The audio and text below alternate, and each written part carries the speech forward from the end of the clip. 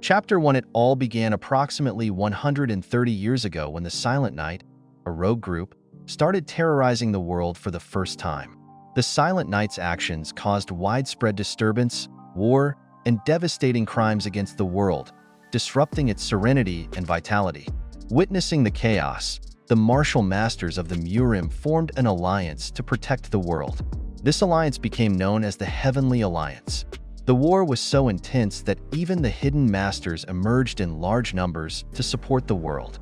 One of them was Martial Master Book Jin Hu, who was later appointed as the first-generation leader of the Northern Heavenly Sect. Under his leadership, with the support of the Heavenly Alliance, the Northern Heavenly Sect provided its army with exceptional fighting skills, techniques, and spiritual remedies to boost their energy and replenish lost energy quickly. With the Heavenly Alliance's backing, the Northern Heavenly Sect trained its warriors, ultimately eliminating the Silent Knight's attacks. Time passed, but the battle with the Silent Knight persisted, with attacks coming and going intermittently. The Heavenly Alliance continued to build its army, adapting to the changing times with new leadership as needed. The trust that young warriors had in the Northern Heavenly Sect led to a steady increase in their numbers, eventually reaching 10,000 members gathered from various regions of the mainland. The fourth leader of the Heavenly Alliance, nicknamed Jin Quanho, was renowned across the land and the heavenly sections. Alongside him were the four warriors known as the Spears and Shields of the Northern Heavenly Sect, collectively called the Four Pillars. With Jin Quanho and the Four Pillars leading the battles, their enemies would often tremble with fear, while their followers were motivated to fight in any battle they faced. Among the Four Pillars were Zhou Chanwer, known for his powerful big demon fist, with which he fought using only his fists. The second was Kyung Musiang, nicknamed the Great Tempest for his fierce fighting style. The third was Yun Chanhua, known as the Ghost Blade, who wielded an exceptionally long blade that could strike opponents from a distance. The fourth was Jae Hyuk Shim, the Iron-Blooded Warrior, who used a long, wire-like iron weapon that allowed him to fight in various environments. For 4 generations, the battle between the Silent Knight and the Heavenly Alliance continued. However, as time passed, the Silent Knight realized they were reaching their limits and withdrew, never to be heard from again. As the saying goes, nothing that begins does not eventually end. Over the years, without the threat of the Silent Knight, the northern wall of the Heavenly Alliance began to crumble. Their leader, Jin Quanho, was brought before the entire Heavenly Alliance, standing before the Almighty Nine Skies, a group of powerful individuals who controlled everything from the peak of Murim. Their leader was a man named Great Sage Seo Manhwa, rare genius known for possessing almost all knowledge on governance. Great Sage Seo Manhwa led the trial against Jin Quanho, accusing him of betraying the Heavenly Alliance. As Jin Quanho knelt before them, he glanced at the faces of his 4 partners, the Four Pillars, with whom he had fought countless battles. It was disheartening to see that they all remained silent as Great Sage Seo Manhwa listed the allegations against him.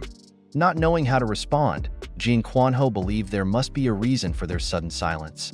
None of them could even look him in the eye as he begged for his life. Jin Quanho realized that no matter what he did, he couldn't win over the Heavenly Alliance. It seemed they had already made up their minds. As the pain of being labeled a betrayer weighed on him, he asked for just one thing. Behind him stood his 13-year-old son, Jin Moo-won, who had been listening to the entire conversation between his father and the Heavenly Alliance. Jin Quanho asked them to promise that they wouldn't harm his son after he was gone. He knew he hadn't been a good father to Jin Moo-won since his mother's death when Jin Moo-won was little. Jin Quanho had been too preoccupied with the country's affairs, and now the same country was betraying him. Sage Seo Moon replied that although he was supposed to eliminate Jin Quanho's entire family, he would keep his promise and command that no one harm his family. However, if Jin Moo-won were to commit any wrongdoing in the future, Sage Seo Moon would have him killed. Jin Quanho agreed to these terms. The Heavenly Alliance then commanded Jin Quanho's loyalists to disband and leave the alliance. Jin Quanho, in a final act of loyalty, struck his sword into his stomach and died. 3 years later, Jin Moo-won, the son of Jin Quanho, was captured by a group of people who seemed to be part of an unofficial organization. They tied him to a cross and tortured him to extract information about hidden swords and fighting skills. When Jin Muon started mentioning names of Heavenly Alliance officials, his captors became fearful. Chapter 2. Although the Silent Knight had been long defeated, and there was no sign of them since those days, the Northern Heavenly Sect had been disbanded following Jin Quanho's final words. The Heavenly Alliance now dispatched soldiers to different borders of the country, supposedly to ensure that the Silent Knight or any other opponents weren't secretly planning anything. However, in reality, these soldiers were more like spies, tasked with monitoring Jin Muon, who was now 16 years old. Despite promising Jin Quanho that they wouldn't harm his son, the officials were fearful, knowing that Jin Muon might seek revenge for his father's death. Their concerns grew when they heard rumors that Jin Muon was learning secret fighting techniques.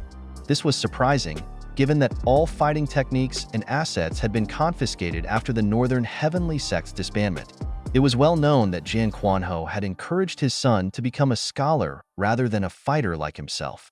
Until the second year after his father's death, Jin Muon had kept a low profile. Without any wealth, as his father's assets had been seized, Jin Muon worked as a blacksmith to make a living. Whenever captains from his father's era saw him, they would look away, pretending not to know him. The captains, along with their vice, had been sent to keep an eye on Jin Muon, suspecting he might be planning revenge.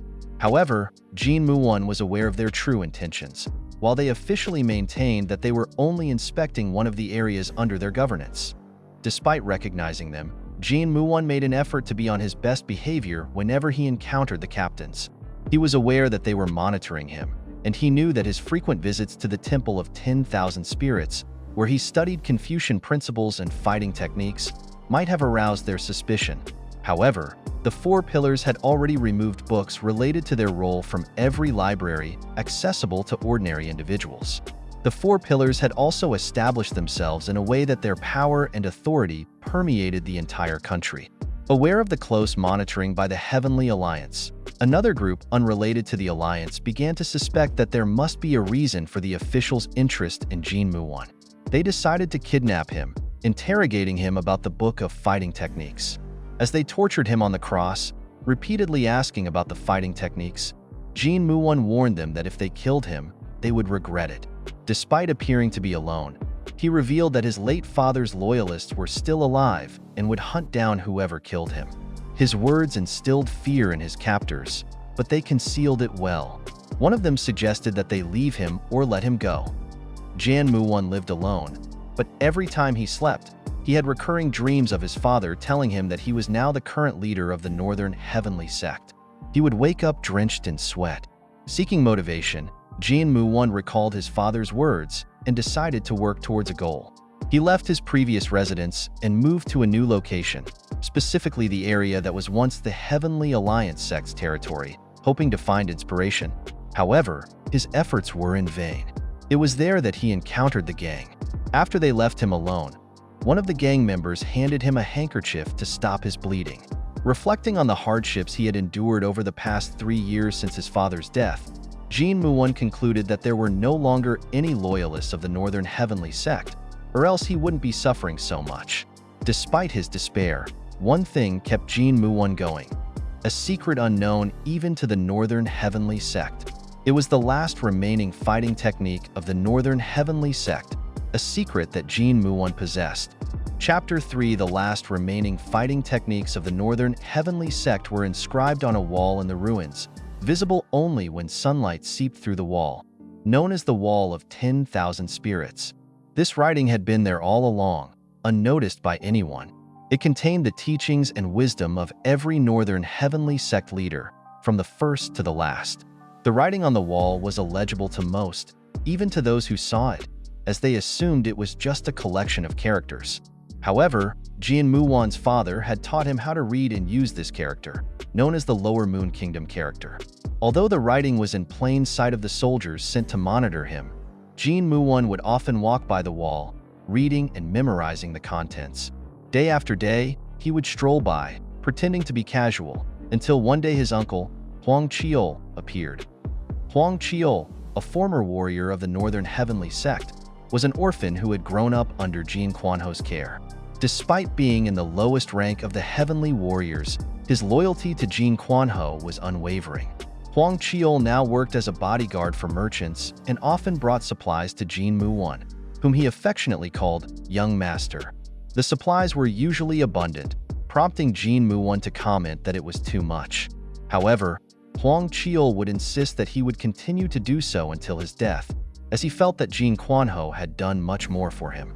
Huang Qiul informed Jin Muwan that one of the four pillars, the Mighty Fist, now resided in Yunnan, where he had massacred the original inhabitants of the land. The four pillars formed their own martial groups after the northern heavenly sect's downfall. The Great Tempest established the Windy Mountain House, while the Ghost Blade formed the protectors of the western heavens. The Iron-Blooded Warrior, the most powerful among the four pillars, founded the Iron Blood Castle in the north. Lastly, the merciless Angry Bear, Zhou Chanhua, established the sect known as the Mighty Fist. The group of gangs sent by the Heavenly Alliance grew increasingly frustrated, claiming they had found nothing noteworthy about Jin Muwan. Their superiors seemed to have forgotten about them. Huang Qiul would often visit Jin Muwan, sharing news about the city and the world beyond. During one visit, Qiul told Jin Muwan about a new warrior named Dam Suchin, who had challenged almost 100 people. Dam Suchin, the 18-year-old son of Dam Jiaxim, one of the 9 skies of the Heavenly Alliance, had 193 out of 100 challenges. After spending a night with Jin Muwan, Huang Qiul departed early the next morning. Jin Muwan walked around the temple again when, suddenly, a person emerged from the shadows and held a knife to his neck. Jin Muwan couldn't see the person's face, but he recognized the voice as female. Jin Muwan revealed his name and his father's identity, and before he knew what was happening, the person holding the knife fainted to the ground. Jin Muwan saw a beautiful girl covered in blood, likely indicating that she had escaped from somewhere or was wanted.